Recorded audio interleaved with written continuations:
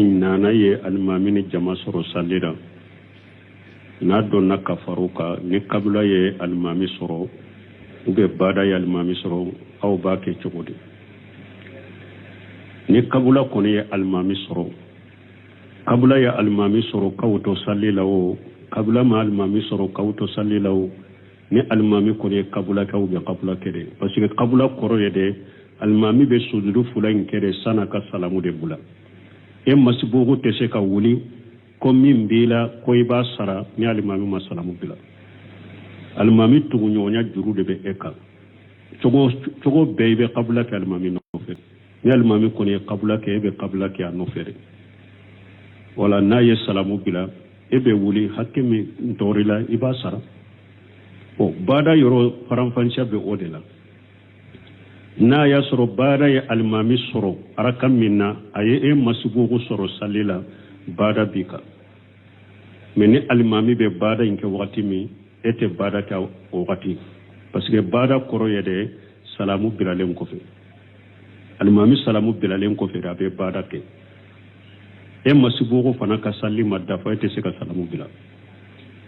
donc ete bada ke anofe ni almami salamu fulay bila dro ebe wuli almami ni jama mi nye salli ta nyonfe ulube bada ke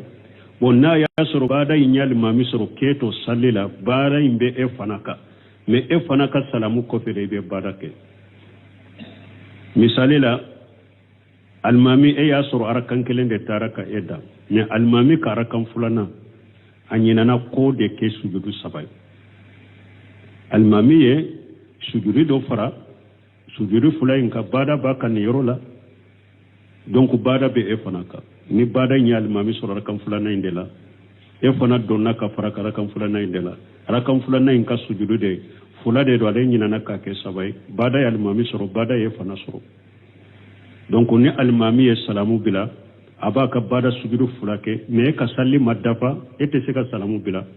donc e be wuli min torila ibo sara niyo saraka salamu bila ibi ka bada ke na ya soro bada ya almami soro rakam mina uma e masibugu soro sallila bada tika misali almami arakam folo anyinana ko de ke sujudu sabai bada ya almami soro e nana kafara almami karakam folo nadila bada min ya soro rakam mina uma e soro sallila o ya soro emana e nana kafara karakam folo nadila ni yerola almami ni jama minye sallita nyogon fe bada buka ni almami ye salamu bila abe bada ke ete bada ke awa hay e yere salamu ko fe fana ika salli dafalen ko fe ka salamu bila bada tika ni yoro parce que bada ye almami surara kamina aya suru ete sallila et puis ego o arakan dafalen de nati donc bada tika ni yoro la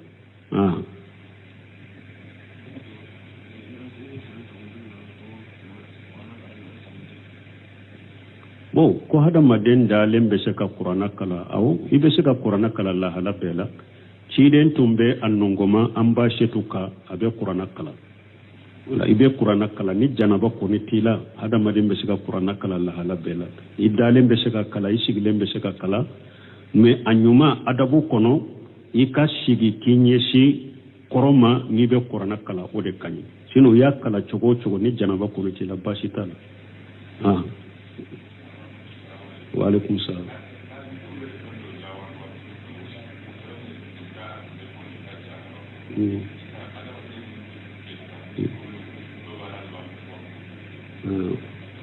Bon,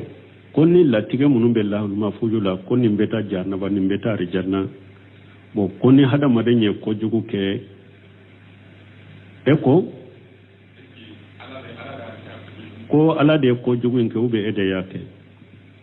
ala ye kojugu sebe me e ka sababu be kojugu kelila ika sababu bala ebe minana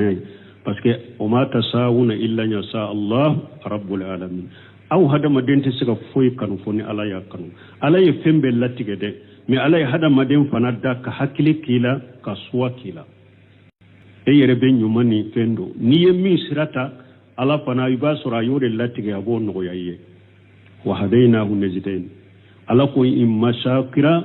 wa imma kafura alay hada maden day mayina kala barka day ka ke mu'minu be na ke kafiri so bi hada maden yere polo ndella kanin foya sinya joli joli nkon nunu nye latige yorode ali ibn abi talib ko al qadaru sirrullah qul latige alaka gunnode latige yoro mogo kana ke kuibe ka hakki yoro la ka munu amanyima alaka latige yoro la iye mindo ima mindo e kadala ode ya to abel liman ya jonshenula wa antumina bil qadari khairihi wa sarrihi ikadalla tigela a hera mana juguma e kadala hada madenka hakki do norote o afule sisa hada maden kelenkele be ala ye garjage bella tige ka besebe lahul mafudula garjage be min naw garjage te min naw abesabira kaba me hada maden juma sigira ko garjage te nelande wori nyini don sigira be ya nyini de ala ya latige min ka soro ba soro ala ya latige min ta soro ita soro e wadina fana bo chogodera kanda fana bo chogodera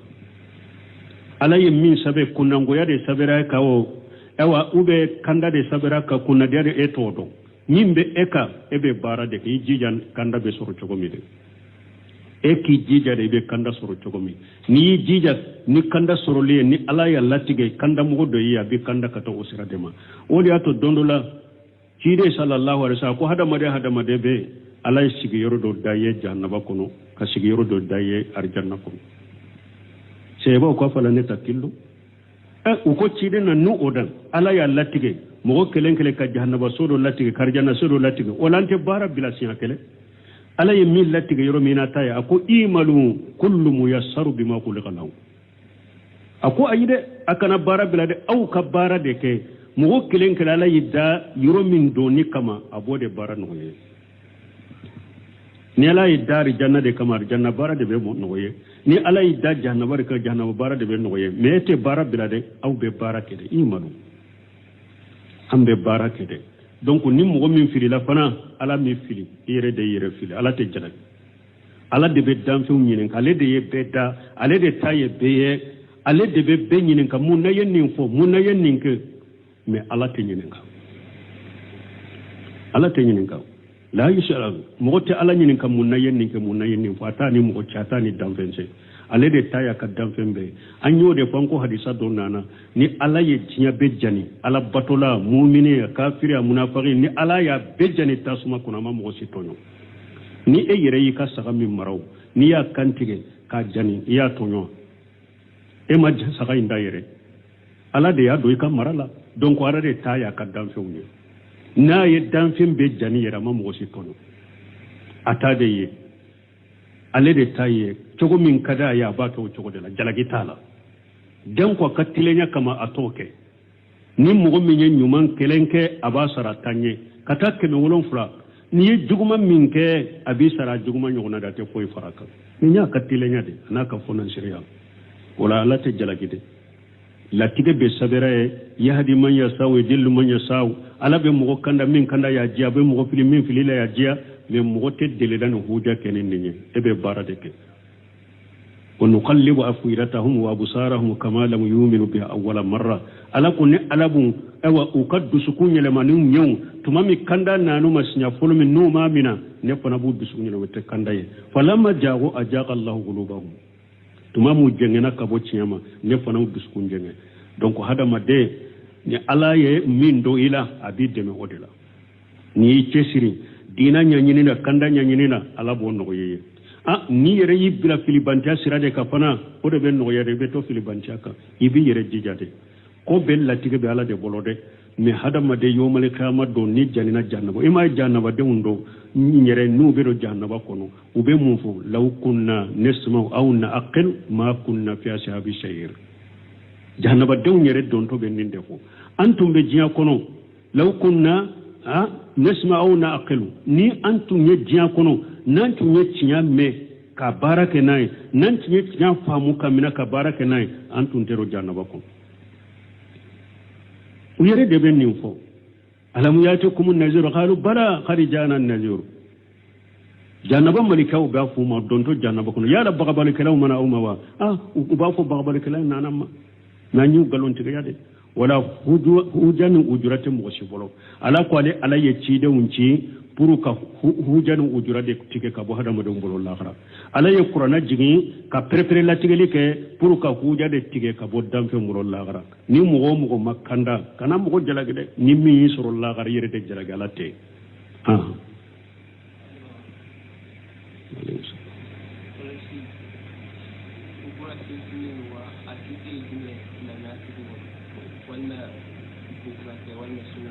bo ko kolosi ko kura do dina kumuru ko kurate ambe min fo folo min hada maden ka jikiru munun fora iki koni bolon koni we o de sunnay kolosi tali te sunnay min ye sunnay i bolon koni alaykunna bil anami fa innahunna mustantiqat kiden ko musoma ko mbawma aye iridun ewa jikiru nunu subhanallah fon nunu salli ko fe ayu kuna bolon koni we a bolon koni ewa kunye a bolon koni kunye bin anamin ayu kuna bolon koni we parce que bolon koni yo mali khiyama do be kuma ka ika jikiru keni bolon koni we nafa fula bala nafa folo sunna de do kiden ka sunna yode ayambila akabila sirali bode ka akwanka ni akanan bolon koni ude ye ciden ka kuma kan batu ka sunna batu fulana nafa fulana bolon koni ude be doyino fe ka kaburu kono qiyama inu be wuli o be serati ye atundala kosmani awnye inu be do kaburu kono inu boybo o be kuma qiyama o be serati ye nafa fulana fulani sunna ye jikiru ka keni bolon koni ude jikiru munon nana min ye kolosun ye abe doni ko do bolon minye Sheikh Albani silsilati hadisi da'ifa wal mawdu'a aleko kolosi e bidiyade subuha kolosimu ako bidiyade kiden tilela sebo tilela tabino tilela kolosi tuntu bolo no be ridu kunanga aleke ka kolosu ta ko be jikiru kena ko bidiyado o de be Sheikh Albani bolo mais Sheikh al-Islam bun taymiya nyinin kara subuha korosuma ako sunna ye minye ika jikiru keni bolon koni o de sunna akumi ni mogo min be nyagambi ola ni ye korosuta pour ati deme jikiru nunun jatela ikana nyagambi ako ateke bidiya ako parce que korosu yere jati inte bato yo foro ale ye wasila de ale ye sira de nabi deme bato la ale yere bato bidiya be bato de la ako korosi yere te bato ale minande korosi ye minande nabi deme bato do la bato yere ale yere te bato ale minande nabi deme bato de la donc ako ale ola ako bidiya tede korosu dagara ikata kika jikiru kenaye me ko damado ka korosala saratu bala sarati folo ika korosu kana korosu minaka ke yere jirai mana eka korosu ta adrodo ndebe ekanna wakati be ube abe e bolola wakati bede hari ni yere mafo idala ikalla hala bake kayira mola ewa ayene laje kolosu fulane kana ne jikuru kala de barade ube ayene laje kolosu be ne bolola ne jikuru kala kere wakati be nimbe yere de wele kati yere ma kolosu kana ke nin jogola akana ke na be dulo kana ube na be bolo wakati be nin kolosala yere jira kana ye ala afulana ika kolosi a kolosi ikana ke komi bidiamu go ta nyogona bidiamu go ka korosi dila chogomi e ka korosi kana dila o chogola bidiamu ka korosu bubulo kana chogomi awa ikana ke bidiamu go la degel bagay kanu bonko nyogonya o ka korosu chogola eta iya awa adila dilan chogo de la dilan chogo mini bidiamu go ka korosu dilan chogo te kelenye abika jifa kono ubi abika salliro la ni sallira ibe ke jikiru kana ibadai mogota ye bolo ube yika jikiru ke dora bika jifala mogota ye bolo ani bida mo ka korosu bolente bun wewa ibunte mi ko ni nunun korosala adagara ikate me nunun korosala de yere jira kana ye ala akana ke komi bida mo ka korosu chogo ewa buno seminu fana bo fana ode fo apo sunna de folo ikake ni ka bolon ko ni mude me ni mo mi mo ke ni korosuta ako sarati munun bala a korosi rejira kana yala ako do ka korosi ba soro korosi kise bakele korosi kise bakele bala o bakele awa aba diloy kan akanna fana korosu ja ni mugo yaye ako kala hala bake ki ijira ewa ayen ni nyede ne ala ko suma baga de wakati be o ba bi ibolola ikalla hala ba ke kayira mola ewa anya be ni nawa ne ala ko suma baga de wakati be ni yere jira nin kana yala ewa ko tieli do be korosula fana ako akacha mo mi korosu ba bori ba soro aka korosi kise bakele ni abe iridula kise betata balla jedi de yamfa be yamfa hakilita ka jikrula re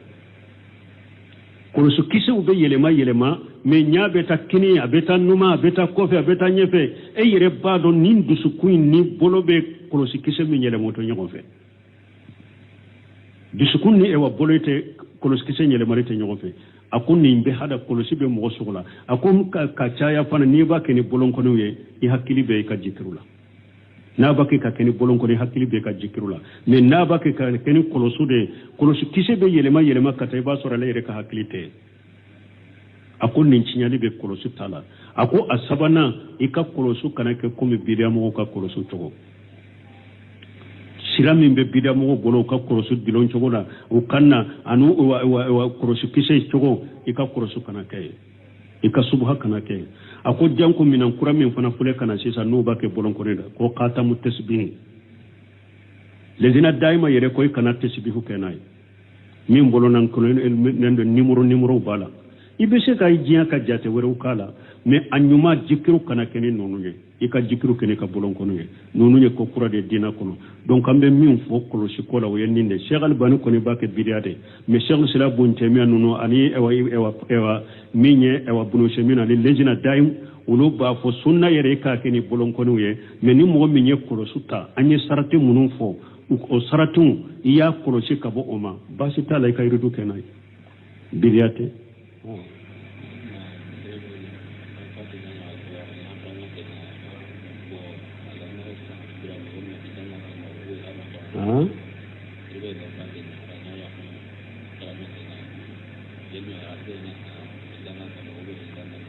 bon ko mo min ni sara ki ka musoto o ya suru hakilna bana bala fatoro ata yere kalama ni hakilin nana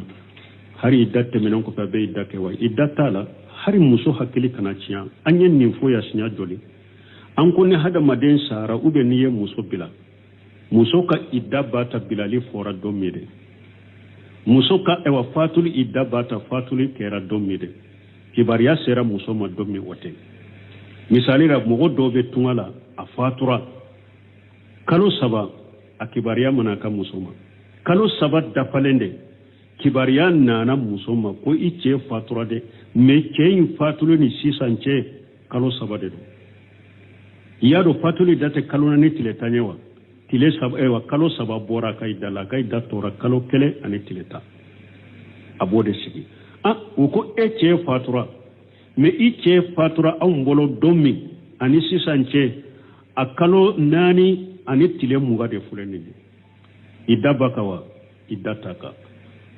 hari min ba ka hakilila ni idda ko ni dati banna kaba idataka tuguni janko min ni hakili bana tumbala idda wakati temena idataka tuguni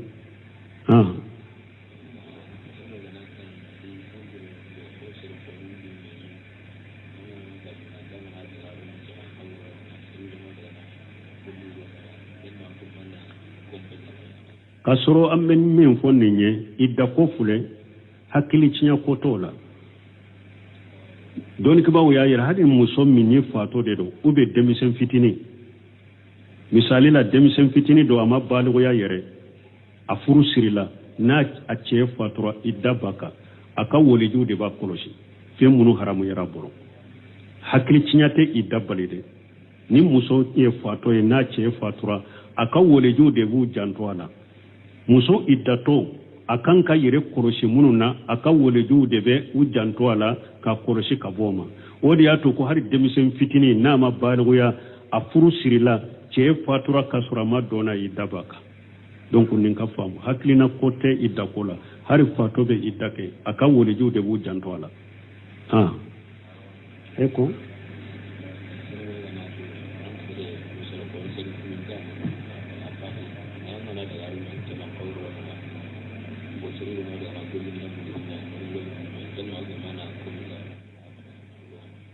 bo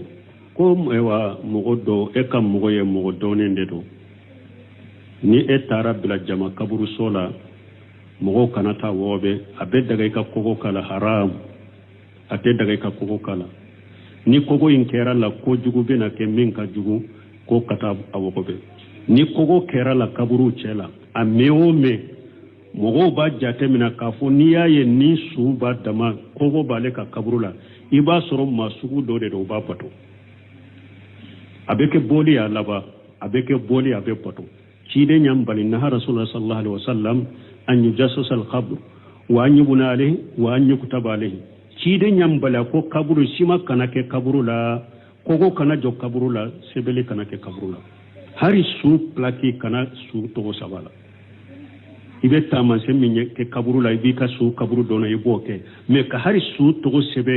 a ka kaburu kɔnɔ ou bien a fatule date a tɛ bɛn silamɛya sariya la a bɛɛ bɛ don ciden ka hadisa kɔnɔ ni a ye balili kɛ ko sɛbɛnni kana kɛ kaburu la a tɛ bɛn donc a tɛ bɛn cogo si ka kogo jɔ a kan n'i bɛ fɛɛrɛ kɛ ka a su dɔ cogoya dɔ la kaburu so la ni mɔgɔ t'a ka kaburu yɔrɔ dɔn i b'o de kɛ e dun kan k'a ka kaburu yɛrɛ ci ka ni dugukolo de kɛ kelen ye pour mɔgɔw kana taa wɔgɔbɛ mɔgɔ kana ka kaburu yɔrɔ dɔn i b'o de kɛ mais i tɛ kogo k'a la dɛ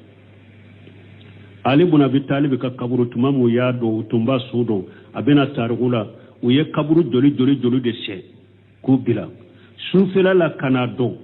kelen kɔnɔ k'a bɛɛ ni dugukolo da la kɛɲɛ pour mɔgɔ kana taa ka kaburu yɔrɔ dɔn n'a bɛ bato a bɛ k'o cogo de la hari sɛbaw fana u ye jahadu kɛ Ibn Diyal u bɛ cɛ de fɔ n'u y'a ye mɔgɔw tun b'a kɛ ka kaburu bato u ye kafiri jamana dɔ de don u ye jamana in dayɛlɛ ka kɛ silama jamana ye u y'a sɔrɔ mɔgɔw b'a kɛ ka kaburu bato u ye mun kɛ sɛbaw y'a ka kaburu wɔgɔbɛ sufɛla de la ka taa kaburu dɔ yɔrɔ dɔ la k'a ni dugukolo da la kɛɲɛ pour mɔgɔ kana ka yɔrɔ dɔn n'i t'a fɛ kaburu min ka bato i b'a k'o cogo de la mais n'i t'a fɛ kaburu min ka wɔgɔbɛ mɔgɔ kana yɔrɔ dɔn i b'a k'o cogo de la mais n'i ye kogo jɔ a kan mɛn o mɛn a bɛ kɛ bɔli de silamɛya sariya y'o haramuya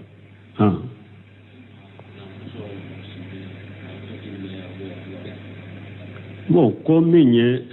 alikafara kalile kafara sun a bɛ tugu ɲɔgɔn na i ka tugu ɲɔgɔn ye o de ka ɲi parce que ko a bɛna Abdullahi bun Masudu ka kalancogo la ko salasatu o siyamu salasatu ayamu mutatabi'at ko i ka tile saba sun k'u tugu ɲɔgɔn na wala k'u tugu ɲɔgɔn na o de ka ɲi wa alaikum salam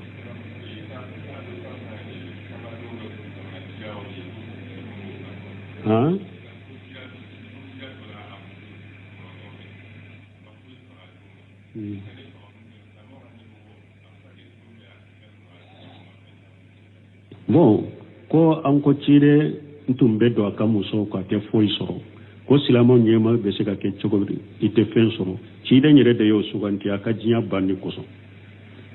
ala ye Jibrila de ci ye ma a ko i tigi ala ye biri ka so la yala i b'a fɛ ka kɛ nabi ɲuman masakɛlama de ye wa ou bien i b'a kɛ ka kɛ nabi ɲuman fantan de ciden ko ne b'a fɛ ka kɛ nabi ɲuman fantanlama de don dɔ la na dumuni sɔrɔ don dɔ la na kɔngɔ ni n ye dumuni sɔrɔ don min na ala barikada ni n ye kɔngɔra don min na sabari ciden yɛrɛ de y'a sugandi nin cogo la ciden ko ale t'a fɛ Hudu ka kulu o ka kɛ sanu ye ka kɛ ale bolo tile saba ka tɛmɛ ka to a bolo fo a b'a bɛɛ di mɔgɔ ma de fo a bɛ min bila a ka jurumanitigiw ye ciden yɛrɛ de banna diɲɛ la kanima la tuma min kanima sɔrɔla ala ye kanima tina wa alamu annama khanimtum fa anna lillahi khumsahu wa lirasuli ka ta aya laban a k'a dɔn n'a ye kanima min sɔrɔ a b'a tila duuru ye duuru na ye ala ta ye ani ciden tila duuru na in fana bɛ tila duuru ala ta bɛ don silamɛw kunko la ciden ta bɛ d'a ma n'a ka denbaya nafagati Baitul Mali la ciden ta tun bɛ bɔ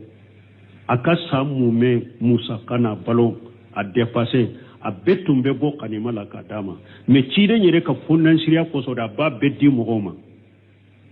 a bololankolon bɛ to n'i ye min di ciden ma sisan ni mɔgɔ nana ciden tɛ delilikɛla saki fondansiriya don a tɛ delilikɛla saki ni mɔgɔ nana deli min na a b'a di ma donc u bɛ fara ɲɔgɔn kan nin cogo de la ciden yɛrɛ de kɛra diɲɛ banbaga ye hali n'i y'a ta ka di ciden ma awa dugute jala aka fonen sira koso aka sam musaka betum betike baitul malika dama mais sani sanka yelema yere de ba bedi mogoma bolon kulon beto subhanakallahumma rabbana bihamdika ashhadu an la ilaha illa anta astaghfiruka kom masibugo mana emin nana ye almamini jama soro salira na donna kafaruka ni kabula ye almami soro ube bada ye almami soro aw ba ke cogodi ni kabula koni ye almami soro kabula ye almami soro kawto sallilawo kabula ma almami soro kawto sallilawo ni almami koni ye kabula ka ube kabula kede parce que kabula koro ye de almami be sujudu fula in kede sana ka salamu de bula e masibugu tese ka wuli ko min bila ko iba sara ni almami masalamu bila almami tugu nyonya juru de be eka cogo bebe kabula ke almami no fere ni almami koni kabula ke be kabula ke no fere wala na ye salamu bila ebe wuli hakemi ntorila iba sara o bada yoro faranfansha be odela na ya soro bada ya almami soro arakam minna aye masibugu soro salila bada bika meni almami be bada inke wakati mi ete bada ka wakati parce que bada koro yede salamu bilalem ko fe almami salamu bilalem ko fe rabe bada ke masibugu fana ka salli madafa ete se ka salamu bila donc ete bada ke anofe ni almami salamu fulay bila dro ebe wuli almami ni jama mi nye salli ta nyonfe ulu be bada ke bon na ya soro bada inya almami soro keto salli la bada imbe fanaka me fanaka salamu ko fe be bada ke misali la almami ya soro arakan kelen de taraka eda ne almami ka arakan fulana anyina na ko de ke sujudu sabai almami ye sujudu do fara sujudu fulay nka bada baka ni yorola donc bada be fanaka ni bada nya almami soro arakan fulana indela fana donna ka fara arakan fulana indela arakan fulana inka sujudu de fulade do ade nyina na ka ke sabai bada ya almami soro bada ye fana soro donc ni almami ye salamu bila abaka bada sujudu fulake me ka salli madafa ete se ka salamu bila donc ebe wuli min torila ibo sara niyo sara ka salamu bila ibi ka bada ke na ya soro bada ye almami soro rakam minawma masibugu soro sallila bada tika misali almami arakam folo anyinana ko de ke sujudu sabai bada ya almami soro nana kafara almami karakam fulana de la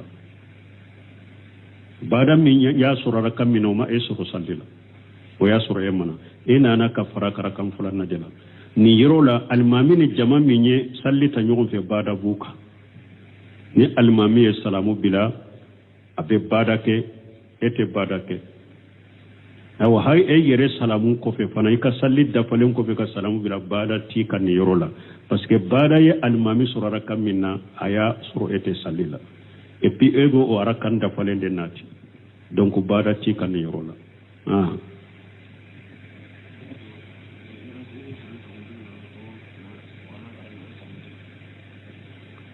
ko hada maden da lembe se ka qur'ana kala aw ibe se ka qur'ana kala la hala bela ciden tumbe annongoma amba shetuka abe qur'ana kala wala ibe qur'ana kala ni janaba ko ni tila hada maden be se ka qur'ana kala la hala bela idale be se ka kala isigi lembe se ka kala me anyuma adabu kono ika sigi kinyesi koroma ni be qur'ana kala o de kanyi sino ya kala chogo ni janaba ko ni tila basitala wa alaikum salam